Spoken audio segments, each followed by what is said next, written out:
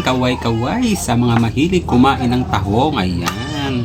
Ito ang masarap ulamin kapag pagkatapos ng Valentine.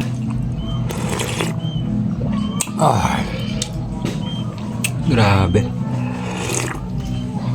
Kampiyon. Mayroon tayong tahong 1.5 kilo. Nabili ko lang yan sa talipapa. Gagamit tayo dito 2 papayang hilaw. Yan ang magpapasarap din sa ating sabaw. Babalatan muna natin ng mabilisan. Ganyang hiwa lang yung pang tinola. Pwedeng pwede na yan. At para mabilis din siya maluto. Sa mga lamas naman, maghihiwa lang tayo ng bawang, sibuyas. Ganyang hiwa lang. Pwedeng pwede na yan. At gagamit din tayo dito luya. Mas maraming luya. Mas masarap. At gagamit tayo dito 2 kamatis. Wala nang intro-intro, igisa na natin agad yung luya, papalabasin na natin yung aroma, tapos isusunod na natin yung sibuyas bawang, gigisahin lang natin ang maigi, saka natin lalagyan ng pamintang durog para lumabas din yung aroma ng paminta. Ilagay na rin natin yung kamatis, gigisahin lang natin yan. Kung nandiyan ka para nanonood, siguradong nag-i-enjoy ka. Huwag mo naman kalimutan i-share ang video na ito at i-follow mo na rin ako para lagi kang updated sa mga video ko. Pag naigisa natin ng maigi yung ating mga lamas, isusunod na natin yung ating hilaw na papaya. Gigisahin lang natin sa ating mga lamas at maglagay na din tayo ng patis. Gigisahin muna natin sa patis yung ating papaya.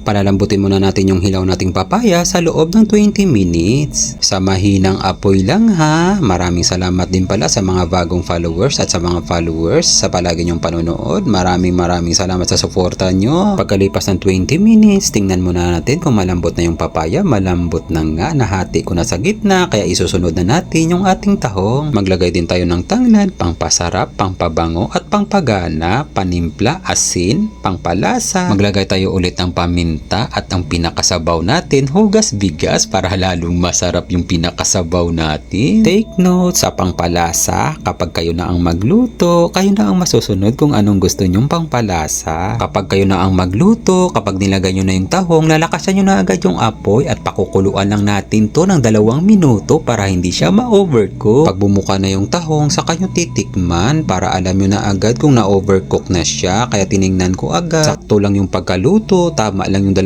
minuto nating pagpakulo, tapos titikman din natin kung ano pa ang kulang. Okay na sa akin yung lasa, kaya linagay ko na yung dahon ng malunggay. Huwag nyo kalimutan, tanggalin yung tanglad para hindi kumapit yung malunggay sa ating tanglad. Sayang kasi kapag kumapit siya, hindi natin agad makukuha. Hahaluin lang natin ang baagyato, huwag na natin tatakpan, pakukuluan lang natin ng saglit, luto na to. Shout out nga pala sa mga OFW na palagi yung panonood. Ingat kayo lagi dyan kung saang bansa man kayo at isasama ko kayo palagi sa mga dasal ko. Maraming salamat sa panonood. Kain time na. Tinulang tahong.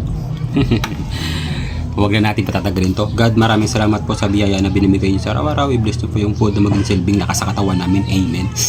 Kain tayo mga kakalaas. Kain Pinas. Ayan, kaway-kaway sa mga mahilig kumain ng tahong. Ayan.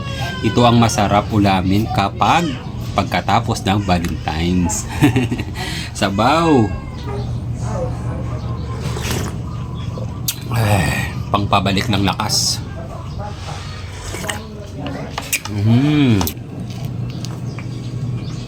Maliliit yung tahong na nabili ko. Walang malaki dito.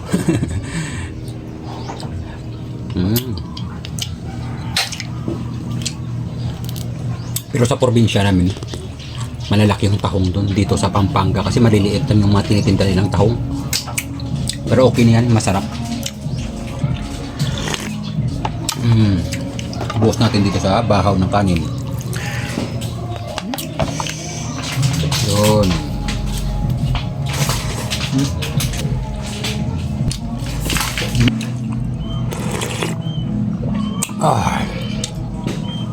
Grabe. Kampiyon.